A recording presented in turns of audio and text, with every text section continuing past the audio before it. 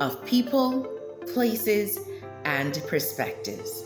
Welcome to Eyes on Eve, a special series spotlighting women leaders around the islands of the Bahamas and their work in the community as they continue to agitate for social and economic empowerment.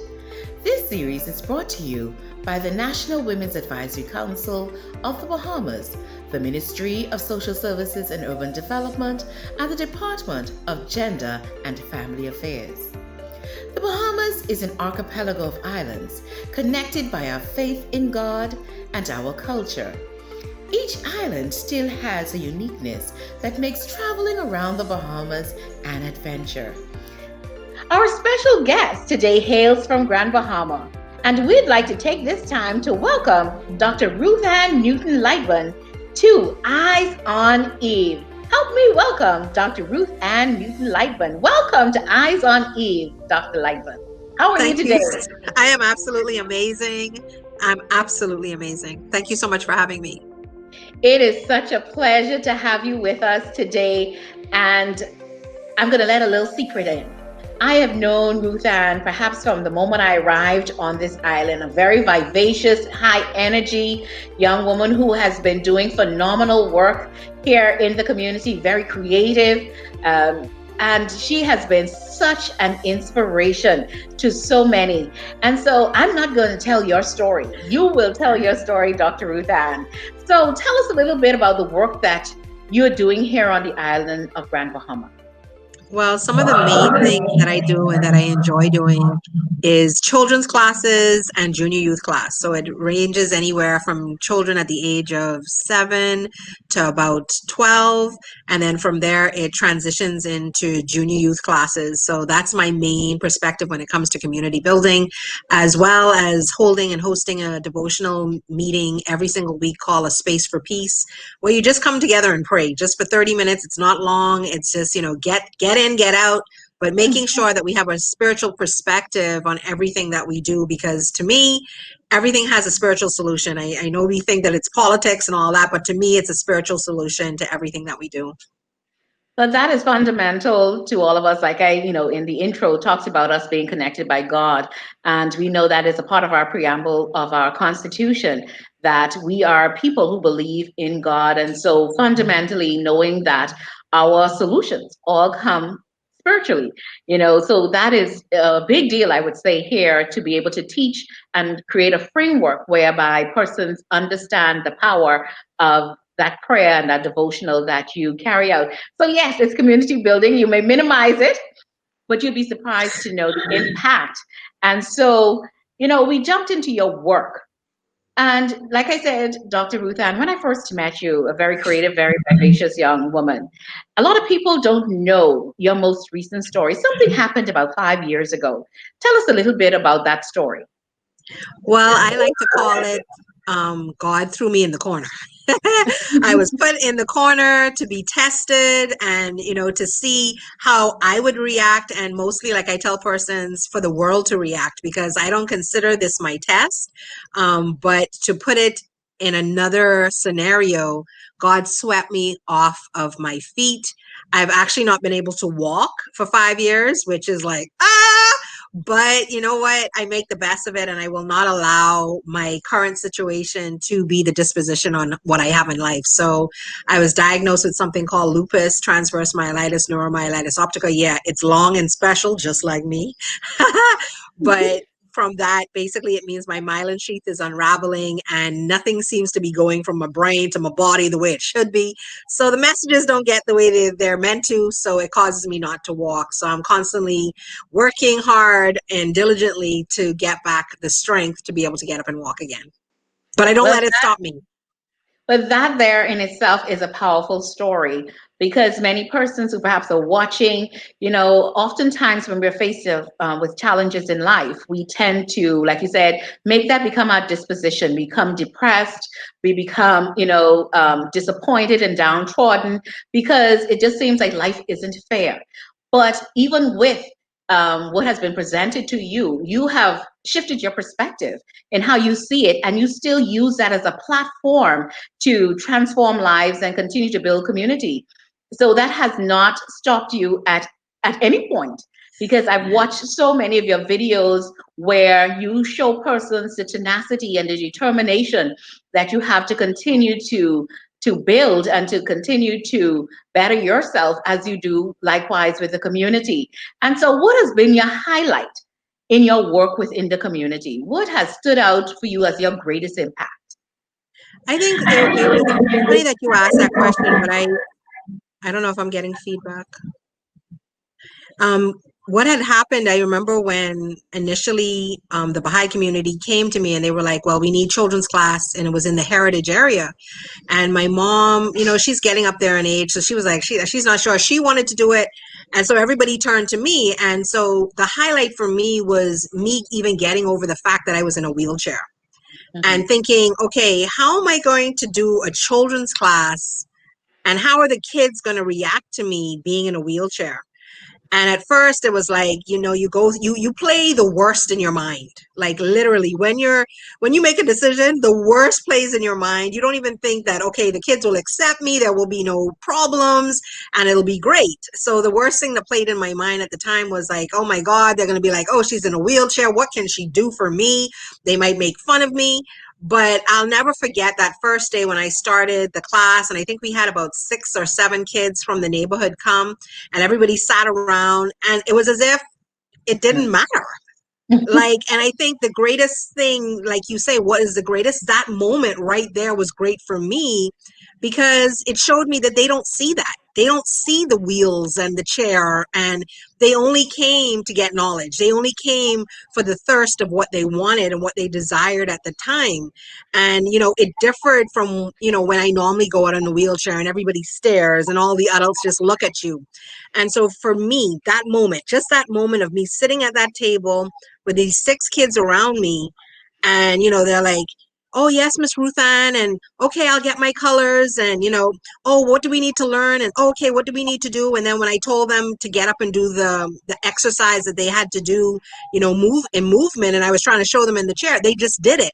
And so for me, just that moment, that day, that first day when I started it in the wheelchair, because I used to do it all the time outside the wheelchair, but I had stopped for about 2 years because I played in my mind always the negative of, how am I going to be perceived? Because in the adult world, a person in the wheelchair, or even in the Bahamas, maybe in the States it's different because, it's kind of the norm to have disability inclusion.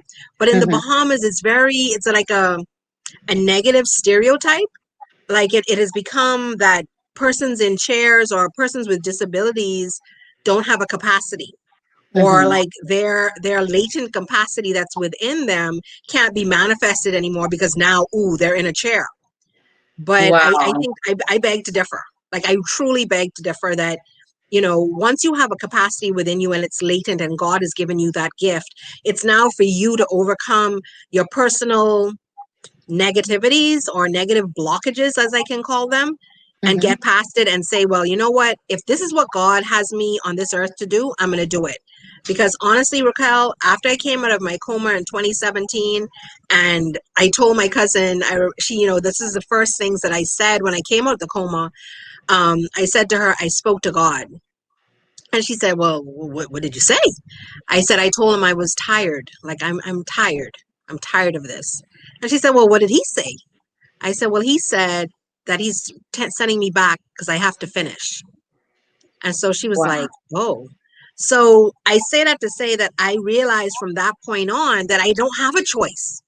Like Mhm. I got to keep pushing until God shows whatever it's meant to manifest in the end.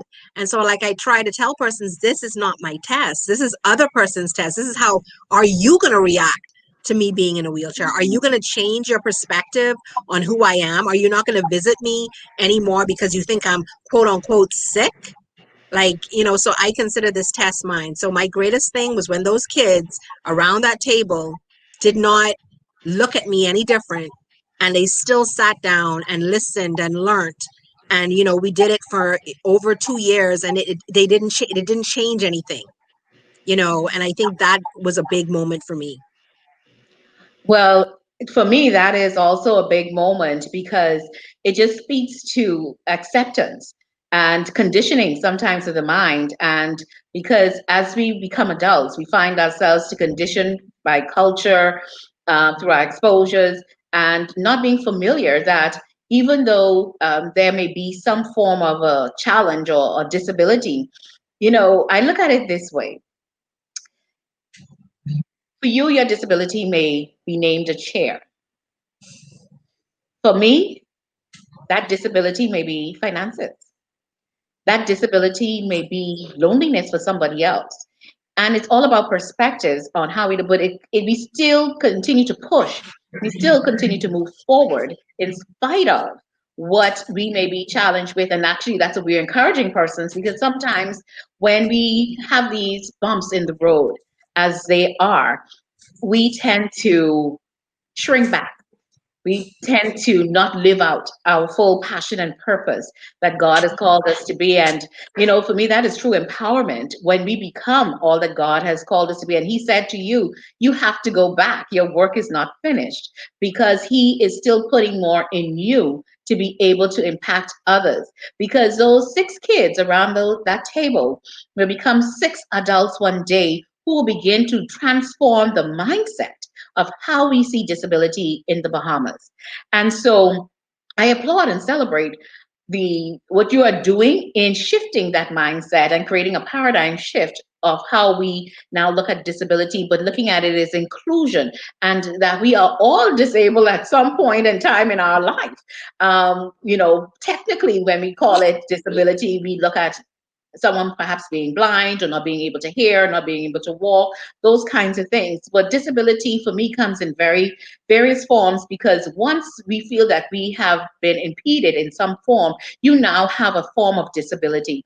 And so once we begin to see it that way, we realize that, hey, she's just different in how life is for her, and so am I. And so to be able to embrace and accept each other for who we are, as opposed to what we are capable of doing.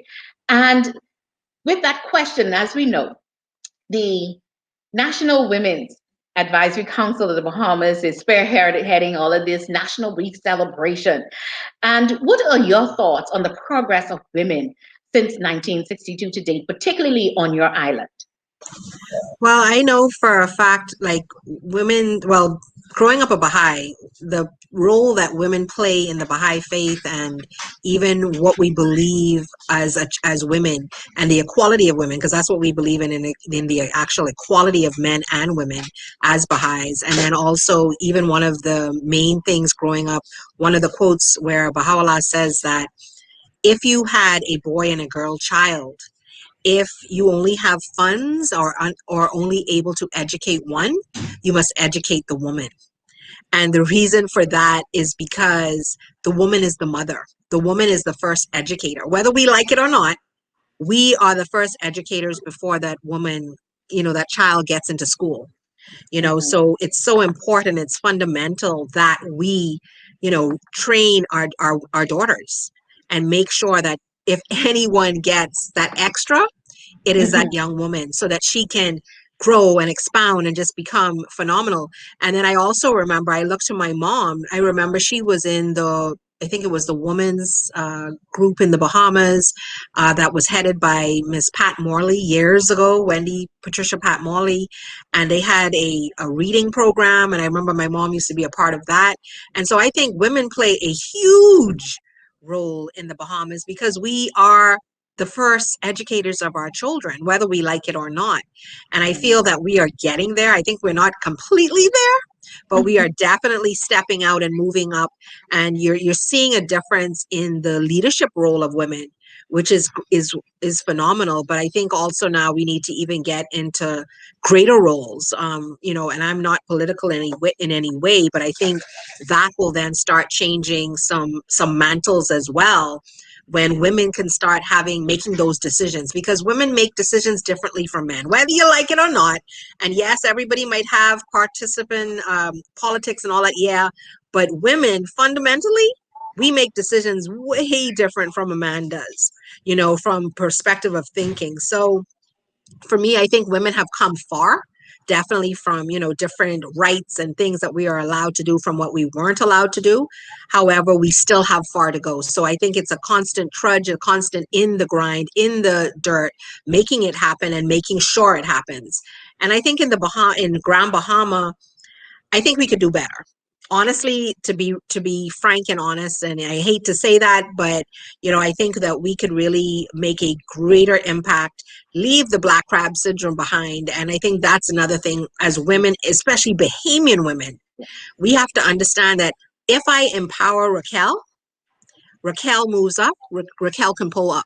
Like we got to understand that Yeah. it's not going to be everybody at once, Mhm. and today for Raquel, tomorrow for me. And that should be fine. But I think it's a mindset. We have to like really change our minds, understand that if I empower another woman, ultimately I'm empowering myself. I'm not holding myself back, but it's going in my empowerment of somebody else, especially a woman. I will be empowering myself. And if this cycle continues, we'll be amazed at the exponential effect that could have on our community. And I think in Grand Bahama, that might be a little bit that holds us back, and a lot of clicky things going on. Listen, we are women and we need to make a difference. Bottom line. Bottom line. Well, you gave a mouthful. It's difficult. It's difficult to come back behind that because you spoke to Grand Bahama and the Bahamas, but what we have found generally is it's around the world. And you started out by talking about education. I recall having a conversation with the Minister of Gender Affairs in St. Kitts and Nevis, who spoke to just that, being able to educate our women so that they can understand that this black crab syndrome, as we would call it here in the Bahamas, is it's not worth it. It is what is holding us back from being able to have a seat at the table where decisions are being made and for the forward advancement of women. And not so much that we are saying that women will take over the world, but rather, like you said, in talking about equity and equality in terms of being able to, because when a man speaks, he will speak differently to a woman's issue than when a woman speaks to her issue.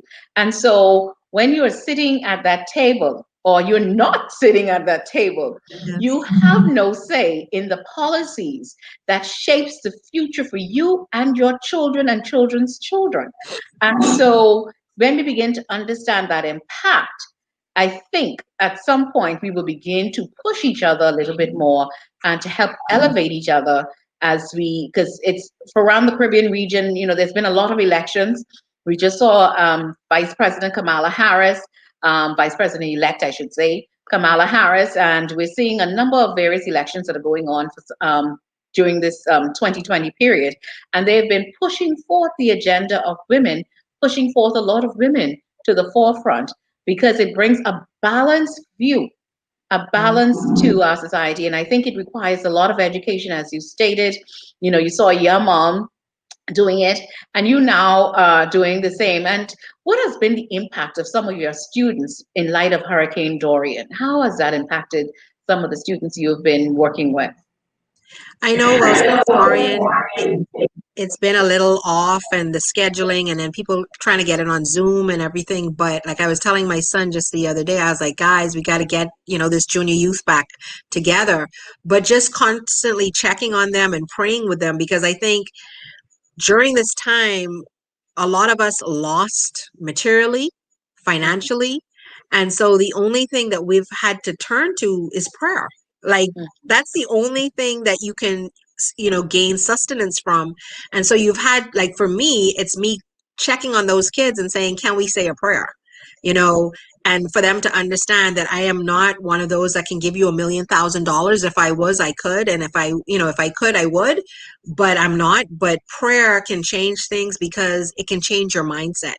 And I believe, honestly, everything starts in the mind. And I feel that I am proof of that, that once you have decided in your mind that, whatever's going on around me, I'm not going to allow it to bring me down. I'm not going to allow it to depress me, but I will allow it to motivate me. And so that has been my role after Dorian, after going through the crisis, is just checking on them. And, if I can help, with things, making sure that it happens, or making sure that the Baha'i community can go back and say, well, this family needs this. What can we do for them? And so that's what we've been doing, family per family, because we're not a huge community, but what we can do, we do. So I would like to think this is my final question to you, Dr. Ruth, and what would you say to your future self? Well, one of the first things I would tell her is this too shall pass. Stay firm, in the covenant, be focused. It shall pass, but you just must remain a steward of the faith and just be a believer. And, have, like I always tell my mom, she doesn't have a mustard seed. She has a mustard field. So continue to have that mustard seed faith and to know that there's a reason. There is a reason, Ruthann, that you've gone through all of this, and you will come out on the other end, and you will be like, wow, because God always has something greater for you. You always feel like, oh, I'm supposed to do this, and then at the end of maybe 6 or 7 years, I'll be like, man, wow, God, you had that for me. But I was sitting all small, thinking it was only going to be like this little bit of thing, and it comes out to be this huge giant thing, and I want to tell my future self that regardless of not being able to walk, regardless of your surroundings, everything that's happened, whether it's your marriage, whether it's whatever, not being able to see out of one of your eyes, not being able to use your hand that you were born to use, you had to learn to use other things. Just stay in faith, Ruthann. Stay in faith, because this too shall pass. Wow, what a way to end this segment.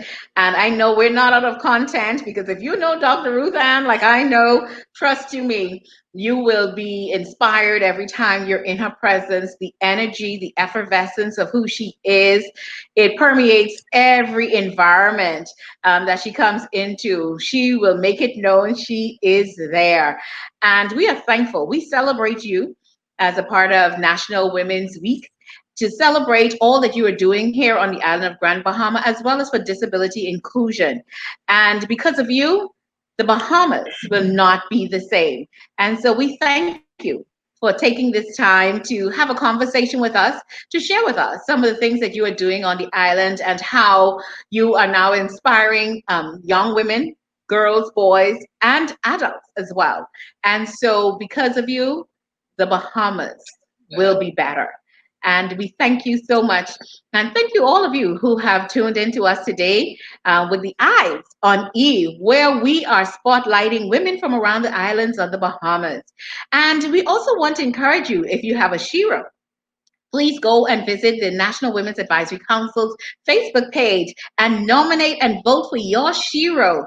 And there are, I think, 3 amazing categories. There's a categories for the boss, bodacious boss, Madam Millennial, and exceptionally excelling. And so that's actually a segment there for disability inclusion, for those who are excelling in the midst of. And so come on, let's cheer for Ruth Ann for our shero in Grand Bahama. And so thank you once again for joining us. And tomorrow we will have another edition of Eyes on Eve, where we are journeying around the Bahamas, where we're celebrating and curating the journey of women. Thank you for tuning in to RBNTV, your Bahamian-inspired and globally focused YouTube channel, where we are empowering lives and transforming communities. Stay connected to us through our Facebook page, Instagram page, or here on YouTube. Thank you once again for joining us, and see you again real soon. God bless.